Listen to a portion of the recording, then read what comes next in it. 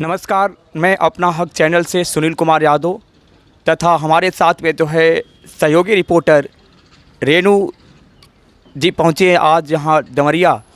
दुनिया का सबसे बड़ा जो है बोर्ड का रिजल्ट आया।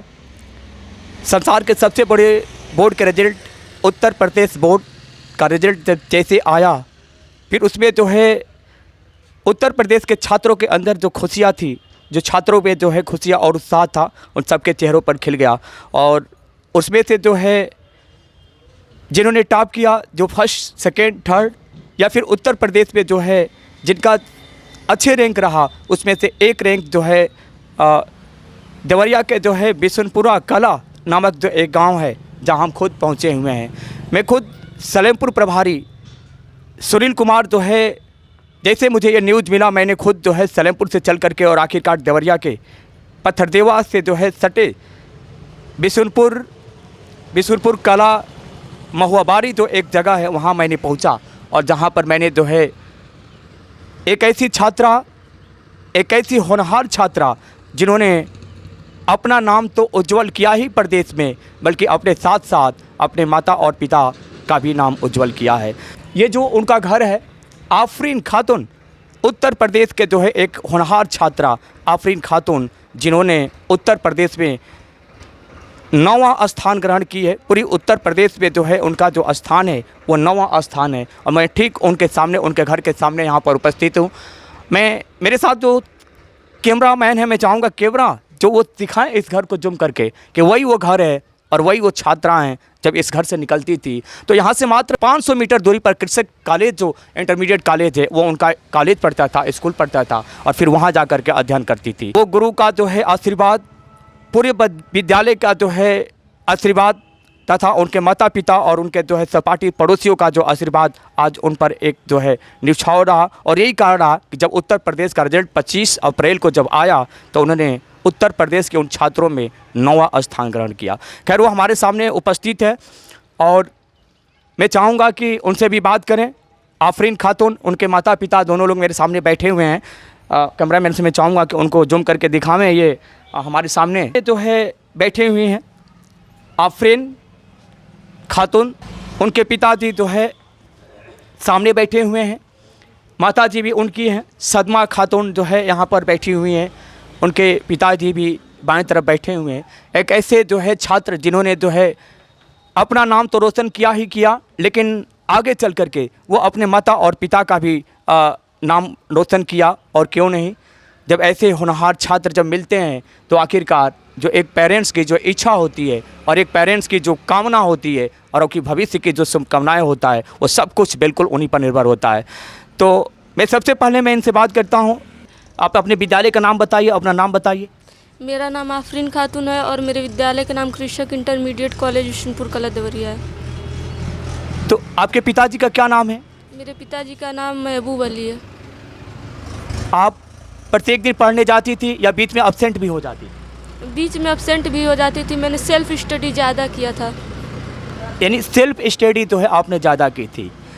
आप अपने विद्यालय के जो है अध्यापक, जो आपके विद्यालय का अध्यापक पढ़ाते थे, क्या उनका श्रेय है क्या जिसे आप अच्छे नंबर लेकर के आई है, या फिर आप कहीं और से जो है घर पर बैठ कर के होम कोचिंग कर करके या फिर कोई कोचिंग सेंटर पर जाकर के आप शिक्षा ग्रहण करती थी, या आपके विद्यालय के जो अध्यापक पढ़ाते थे उससे आपका ये नंबर ज़्यादा है? मैं कहूँगी सबका ही श्रेय रहा है। मेरे विद्यालय के जो अध्यापक रहे वो भी अच्छा ही पढ़ाते थे और मैंने कोचिंग मतलब ट्यूशन भी मैंने ज्वाइन किया था, वो सर लोग भी अच्छा ही पढ़ाते थे। तो मैं कहूँगी कि सबका इसमें श्रेय है। आपके पिताजी का भी सहयोग रहा आपके साथ में?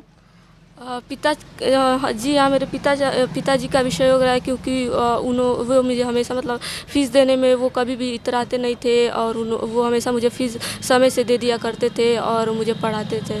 आपके पिताजी हर वक्त हर क्षण आपको पैसे देते थे, फीस कॉपी देते थे?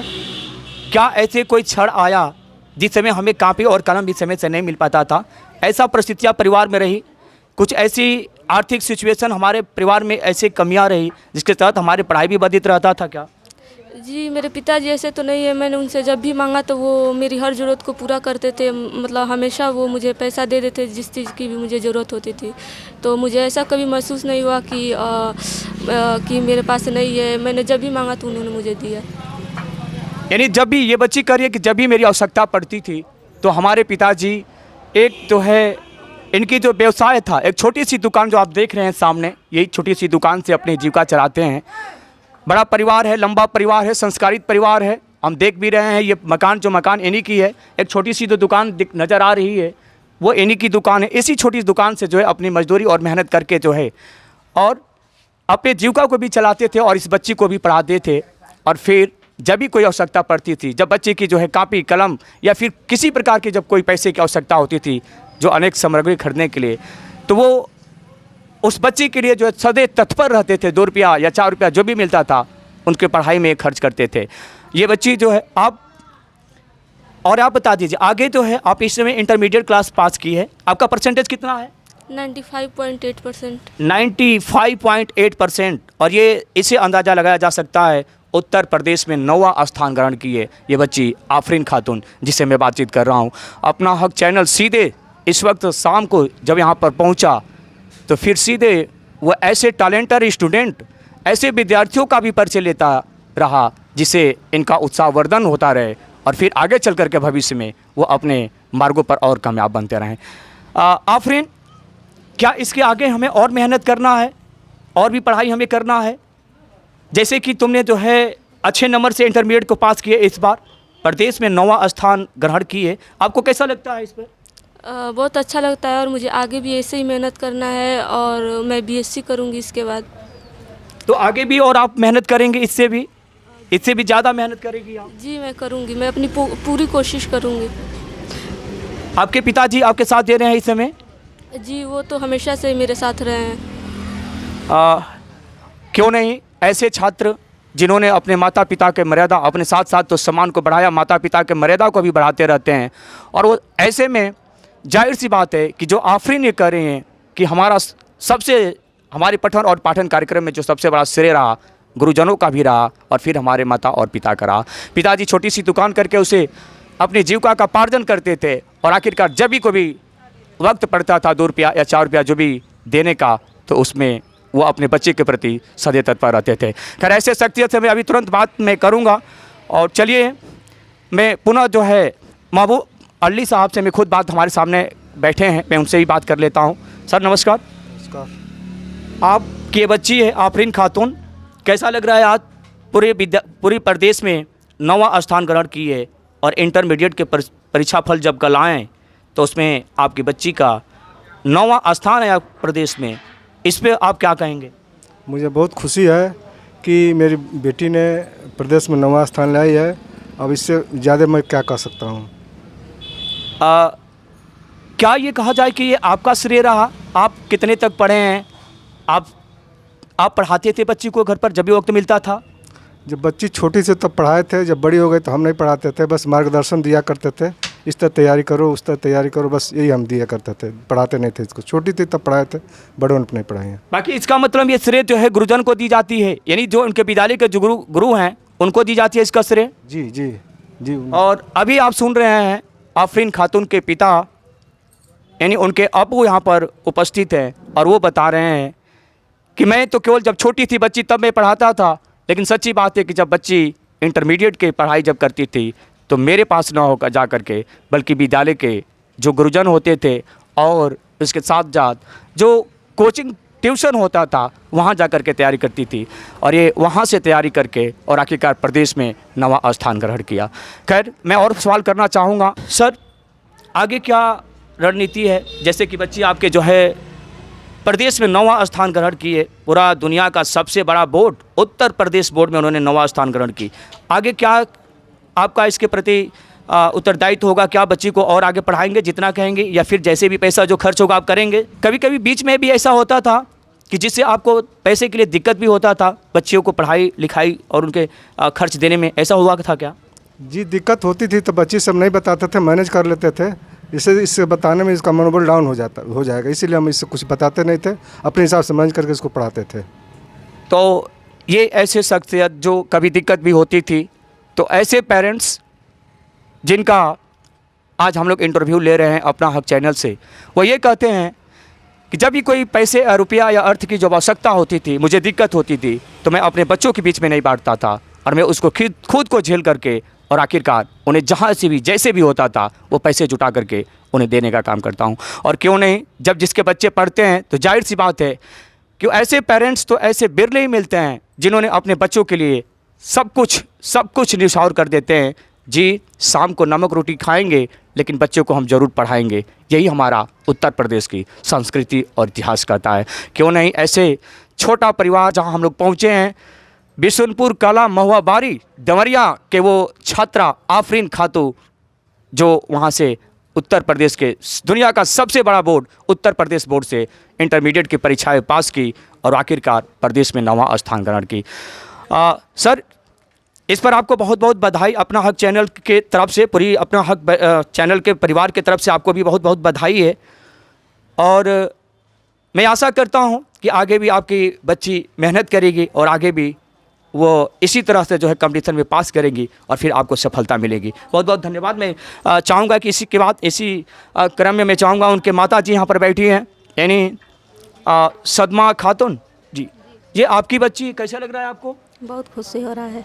आप कभी बच्ची को सुबह में जगाती थी? नहीं, आप पढ़ाती नहीं थी बच्ची को? अपने मन से जाकर पढ़। अपने मन से जाकर पढ़ जाती थी। क्या पहले आप सोती थी उसके बाद फिर बच्ची जग जाती थी? हाँ।